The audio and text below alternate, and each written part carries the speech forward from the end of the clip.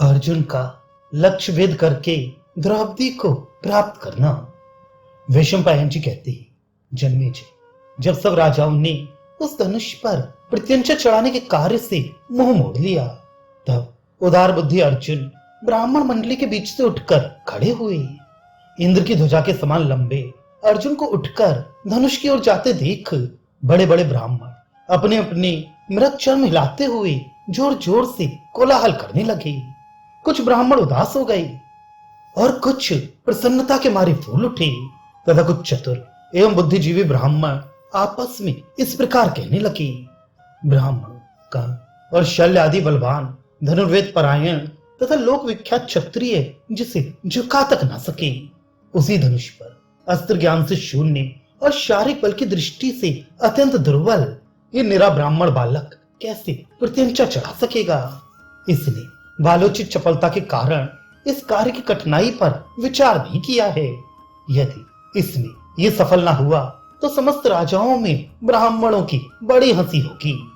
यदि यह अभिमान, हर्ष अथवा ब्राह्मण सुलभ चंचलता के कारण धनुष पर डोरी चढ़ाने के लिए आगे बढ़ा है तो इसे रोक देना चाहिए। अच्छा तो यही होगा कि ये जाए ही नहीं। ब्राह्मण बोले, भाइयों, हमारी हंसी नहीं होगी, ना हम किसी के सामने छोटा ही बनना पड़ेगा, और लोक में हम लोग राजाओं के द्वेष पात्र भी नहीं होंगे, अतः इन बातों की चिंता छोड़ दो। कुछ ब्राह्मणों ने कहा, ये सुंदर युवक नागराज ऐरावत के शून्यदंड के समान हृष्ट पुष्ट दिखाई देता है। इसके कंधे सुपुष्ट और भुजाएं बड़ी बड़ी हैं। ये धैर्य में हिमालय के समान जान पड़ता है। इसकी सिंह के समान मस्तानी चाल है। ये शोभाशाली तरुण मतवाले गजराज के समान पराक्रमी प्रतीत होता है। इस वीर के लिए ये कार्य करना संभव है। इसका उत्साह देखकर भी ऐसा ही अनुमान होता है। इसमें शक्ति और महान उत्साह है। यदि यह असमर्थ होता तो स्वयं ही धनुष के पास जाने का साहस नहीं करता। संपूर्ण लोकों में देवता, असुर आदि के रूप में विचरने वाले पुरुषों का ऐसा कोई कार्य नहीं है जो ब्राह्मणों के लिए असाध्य हो। ब्राह्मण लोग जल पीकर, हवा खाकर अथवा फलाहार करके भी दृढ़ता पूर्वक व्रत का पालन करते हैं। अतः वे शरीर से दुबले होने पर भी अपने तेज के कारण अत्यंत बलवान होते हैं। ब्राह्मण भला बुरा, सुखद दुखद और छोटा बड़ा जो भी कोई कर्म प्राप्त होता है कर लेता है। अतः किसी भी कर्म को करते समय उस ब्राह्मण का अपमान नहीं करना चाहिए। मैं भूमंडल में ऐसे किसी पुरुष को नहीं देखता जो धनुर्वेद, वेद तथा नाना प्रकार के योगों में ब्राह्मण से बढ़ चढ़ कर हो।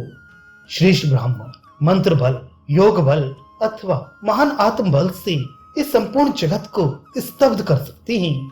अतः उनके प्रति तुच्छ बुद्धि नहीं रखनी चाहिए। देखो, जमदग्नि नंदन परशुराम जी ने अकेले ही संपूर्ण क्षत्रियों को युद्ध में जीत लिया था।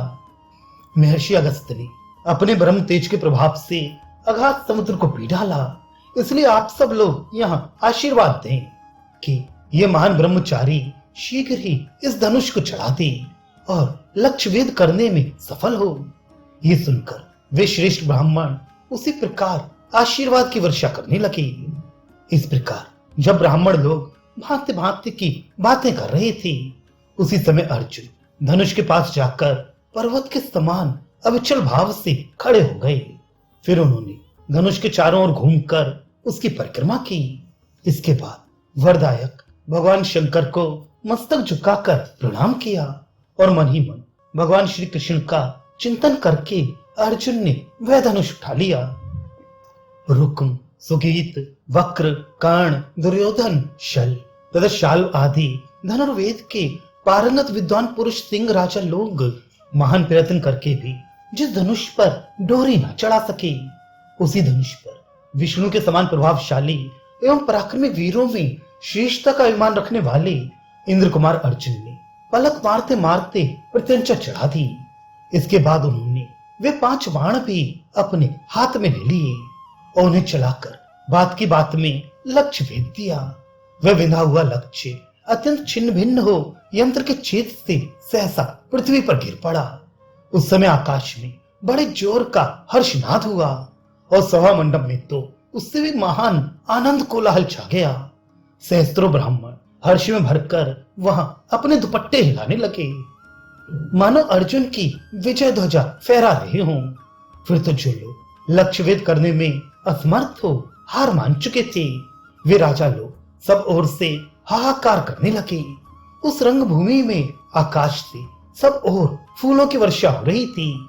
बाजा बजाने वाले लोग सैकड़ों अंगड़ों वाली तुरही आदि बजाने लगे।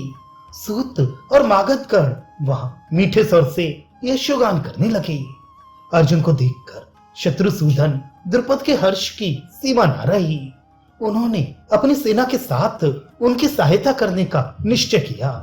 उस समय जब महान कोलाहल बढ़ने लगा, धर्मात्मा में श्रेष्ठ युधिष्ठिर पुरुषोत्तम नकुल और सहदेव को साथ लेकर डेरे पर ही चले गए। लक्ष्य को विंध कर धरती पर गिरा देख इंद्र के तुल्य पराक्रमी अर्जुन पर दृष्टि डालकर हाथ में सुंदर श्वेत फूलों की जयमाला लिए द्रौपदी मन मन मुस्कुराती हुई कुंती कुमार के समीप गई। उनका रूप जिन्होंने बार बार देखा था, उनके लिए भी वह नित्य नई सी जान पड़ती थी। वह द्रुपद कुमारी बिना हंसी के भी हंसती सी प्रतीत होती थी। मत सेवन के बिना भी आंतरिक अनुराग सूचक भावों के द्वारा लड़खड़ाती सी चलती थी और बिना बोले भी केवल दृष्टि से ही बातचीत करती सी जान पड़ती थी। निकट जाकर राजकुमारी द्रौपदी ने वहां जुटे हुए समस्त राजाओं के समक्ष उन सबकी उपेक्षा करके सहसा वह माला अर्जुन के गले में डाल दी और विनय पूर्वक खड़ी हो गई।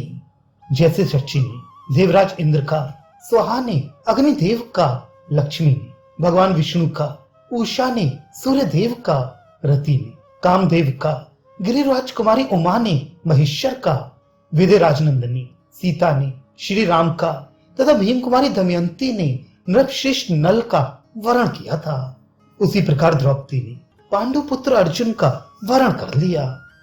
अद्भुत कर्म करने वाले अर्जुन इस प्रकार उस स्वयंवर सभा में स्त्री रत्न द्रौपदी को जीतकर उसे अपने साथ ले रंगभूमि से बाहर निकले।